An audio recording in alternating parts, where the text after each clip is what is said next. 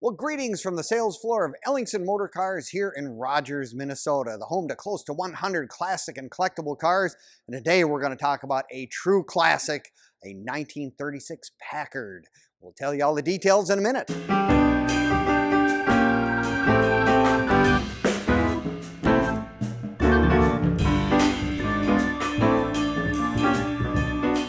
Well, greetings from the sales floor of Ellingson Motorcars here in Rogers, Minnesota, the home to close to 100 classic and collectible cars that are all for sale, everything ranging from cars out of the 20s, 30s, all the way up to the late models, muscle cars, resto mods, you name it, we've got it in stock. Take a look at all of our cars at www.ellingsonmotorcars.com. I'm sure you're going to find something there that you'll fall in love with, and I'll tell you what, I've fallen in love with this car behind me. It is a 1936 Packard, 127-inch wheelbase, a 1400, which is considered a full classic by the Classic Car Club of America. I'll tell you what, tell me the last time you even seen a 36 Packard. They are really, really few and far between, but they were absolutely in the middle of the Depression, and Packard still had the beautiful look that went with their cars. I mean, everything about this car is just speaks of class. I mean, you name it. I mean, the beautiful color. I mean, the cream color. This is absolutely beautiful. I just can't ever say enough about the chrome plating and the grills and the chrome on a Packard. I mean, they are just absolutely stellar. I mean, I love these headlights like this. They all had the Art Deco look, and everything had details. That's the thing about these old cars, is the details. I mean, the little piece of chrome that runs down both headlights. The goddess of speed radiator ornament, I mean, where she's got the tire in front of her. I mean, that is a classic Packard deal right there, with a chrome grille with the louvers that they would operate for heating and cooling purposes. This car even comes with the accessory trip lights. You know, granted, these headlights were good, but the trip lights at night was much better for visibility. And of course, they have the full bumpers on the Packards with the bumper guards as well.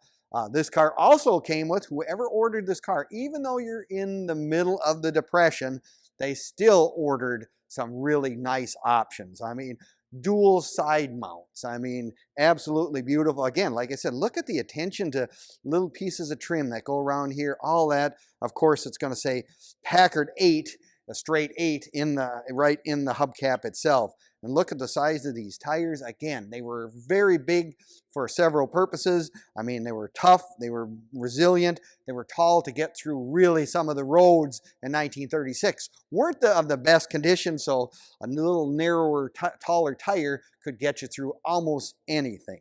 See, I love the wire wheels with the red centers in the hubcap or whatever. It says Packard 8. All those little attentions to details that these cars did back in the 30s. You know, you would think they would have kind of done less of that stuff, but guess what? They seemed to do more. It was more appealing. People enjoyed going to the showroom to look at all the latest and greatest improvements. To me, the other thing about a 1936 Packard, dual suicide doors. I mean, it's got to be one of those things that really will catch. Everybody knows what a suicide door is. Maybe not. Suicide door, of course, meant that the door opened this way, so when you got into the car, you know, you got in. The dilemma you had is if you were uncareful and accidentally hit your door handle, as my aunt did back in the day, the door would catch the wind. You'd try to grab for the door handle, and it would pull you out. That was how that word suicide door came into existence. Nice running boards, but take a look at the inside of this car. I mean, absolutely beautiful. Everything about these cars was just really, really well done. They got dual glove boxes, but the instrument cluster itself is just beautiful with all the gauges, tells you what's going on, clock. This car even has a factory radio in it. There are several options that they did put. Remember, the trip lights was one of the options.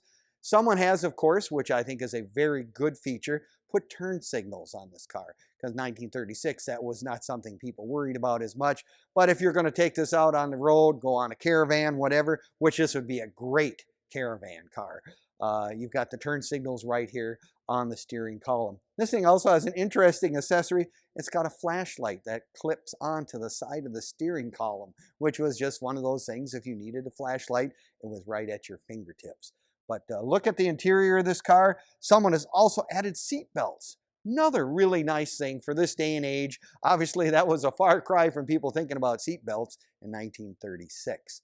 But beautiful interior all the way around. The legroom in the back, I mean, it could be Andre the Giant could sit in the back of this car and still be comfortable. Maybe you don't know who he is, but you'll have to look him up on Google. You know, I just look at the leather headliner. I mean, it's got vases for flowers on both sides, and in the back even has curtains for privacy.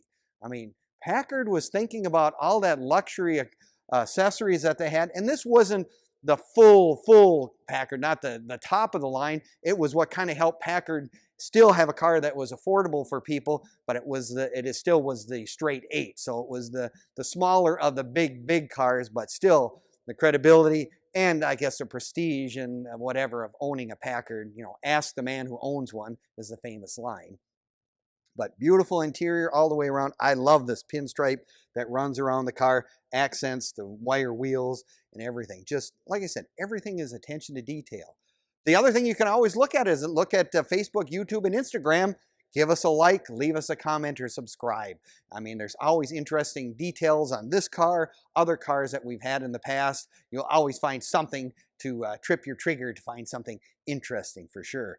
Now, in 1936, obviously, like I said, they had more room in the back. This thing actually has the little kick bar where you put your feet on. It has the rope that goes around the back where you put your blankets, so you can put your blankets on your legs, because these cars weren't the best for heating in that vintage of any sort. And, you know, but so they always had that bar, the thing that ran around the back, and you had a blanket that you put on. Most of these cars, this one actually has a small trunk area, which is kind of a nicety for these cars. And it also has the luggage rack, a factory luggage rack, because if you were going on a road trip, traveling across country, you would want to have a special box that would go on the back, a trunk that you would carry with you to go to the hotels or wherever you were staying. Because, you know, inside here, there wasn't a whole lot of room for luggage. I guess that's what they would, if you were going as a full family and a whole bunch of people with. Like I said, beautiful car all the way around. The luggage rack is really pretty. Again, nice chrome bumpers, dual tail lights, of course.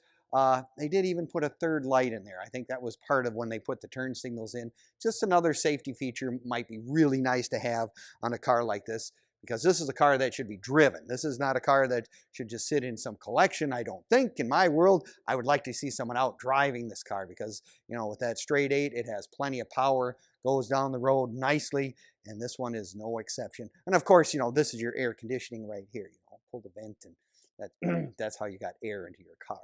So if you'd like to come down and look at it in person, we'd love to have you come in. We're open Monday through Friday from 10 until 5, and Saturdays 10 to 4 as well. So if you want to look at all of our inventory, want to look at this beautiful car in person, come on down. We're open to the public all the time, so it's really, really an interesting tour, and I'm sure you're going to find something that you're going to fall in love with. I've fallen in love with this one. This is really, really a neat car. So if you're looking for something like this to add to your collection, you want your very first collectible car, we've got it right here at Ellingson. See you next time.